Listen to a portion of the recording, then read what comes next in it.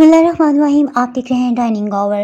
गोश्त के बगैर भी आप बहुत मज़ेदार सैंडविच ग़ज़ाइयत से भरपूर बना सकते हैं। बेकरीज में सैंडविच बनाने के लिए कौन सी ब्रेड का इस्तेमाल किया जाता है, परफेक्ट कटिंग के लिए आपको बहुत सी टिप्स भी मिलने वाली हैं। सो हमारे साथ रहें। अगर आप इस चैनल पर हैं तो ब्लैक सब्सक्राइब के बटन के साथ साथ अगर आप घंटी के निशान को ऑल पे कर देंगे ना, तो नई वीडियो अपलोड होते ही सबसे पहले आपको नोटिफिकेशन फ्री में मिल जाएगा। पास्ता की तरह यहाँ पे सैंडविचेस के लिए भी बहुत कम ऑयल इस्तेमाल करें।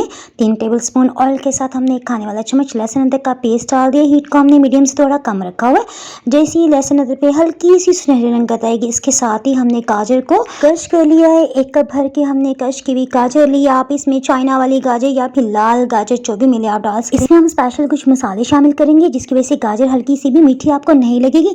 आधा कप हमने मटर ले लिए हैं। अगर आपके पास मटर ना हो तो आप मकई के दाने भी इसमें डाल सकते हैं। हीट को हमने मीडियम से थोड़ा लो ही रखा हुआ है। इसे हम 2 से 3 मिनट के लिए सॉटे कर लेते हैं। 2 हरी मिर्च पे आर पार कट लगाते हमने फाइन चॉप कर लिया है।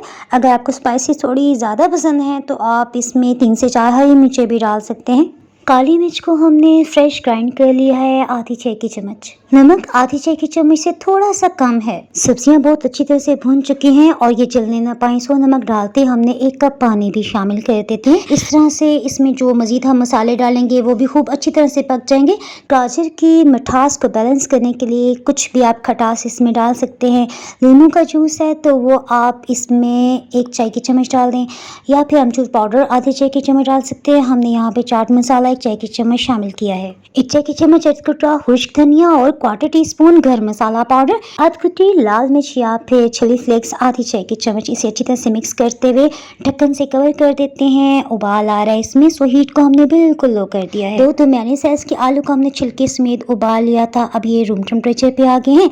सो इसी टाइम में हम इसका छिलका उतार के इसे चॉप कर लेते हैं।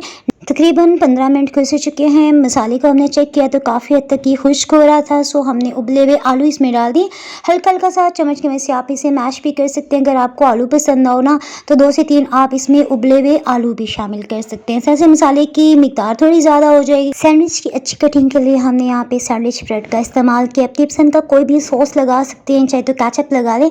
हम यहाँ पे मेयोनेज़ के साथ साथ 1 चीज़ स्लाइस का इस्तेमाल कर रहे हैं। ये ऑप्शनल है, आपको पसंद है तो लगा ले वरना रहने दे। इसके बाहर भी सैंडविच इंशाल्लाह बहुत टेस्टी बनेगा। आप सैंडविच की इस तरह से भी कटिंग कर सकते हैं। इसे हल्का सा माइक्रोवेव कर लें।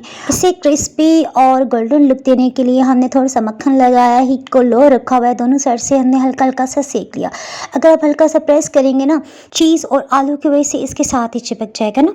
यहाँ पे हमने जिगजैग वाली छुरी ली है क्योंकि प्रोफेशनली सैंडविचेस को इसी से कट किया जाता है। ये देखें कितनी खूबसूरत फाइन कटिंग हुई है। तो हमें याद रखें। अल्लाह हाफिज़।